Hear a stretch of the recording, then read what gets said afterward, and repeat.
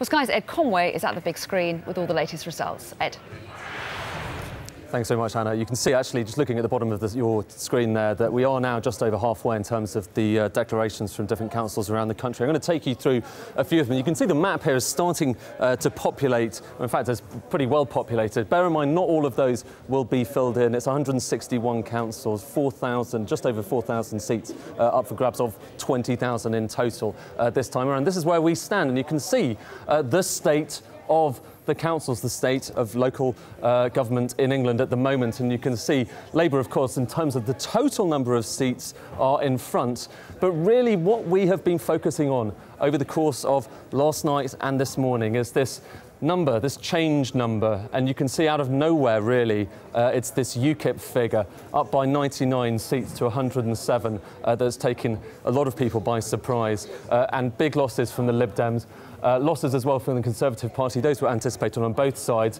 And gains for Labour, but the question is whether they are gaining as many as they had hoped for over the course of these local elections. It's worth looking at a few of the particular local authorities where those battlegrounds have been fought. And first of all, really, we're going to be looking at this area of Essex, which has typically been one of those fringe areas between Conservative and Labour, but this time around a lot of losses from those established councils to no overall control. And you can see it here in Basildon as well. It was Conservative, now no overall control. And really just look at these numbers again in the change side of things, the change row.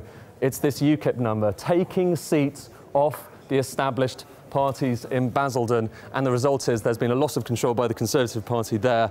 Similar story nearby in Thurrock, which was Labour, and now likewise has gone over. It's no overall control now. It's fewer gains in terms of UKIP, but nonetheless, you can see taking 5 seats off the Conservatives there and the Labour Party. And a similar story as well in Castle Point.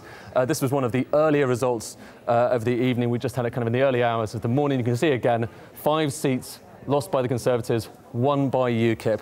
And as a result of that, there's no overall control for the Conservatives. Now, of course, there were some big metropolitan districts which were up for grabs. Of course, the biggest of them all outside of London was Birmingham. And that was a pretty strong Labour performance, and they're relatively proud of that. And you can see still 77 seats there. Just a couple more I'm going to take you through very quickly. Hammersmith and Fulham in London, of course. This is a local authority that David Cameron has spent a lot of time talking about, and a disappointment for the Conservatives. Very happy moment for Labour because they managed to take 11 seats off the Conservatives there and have gained control of Hammersmith and Fulham.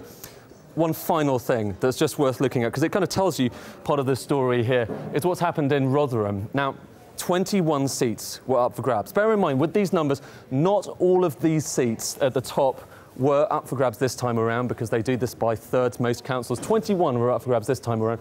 10 of them were won by UKIP. So the point is, although some of these seats remain under Labour control, they're still underneath the surface been a big grab by UKIP. Anna, back to you.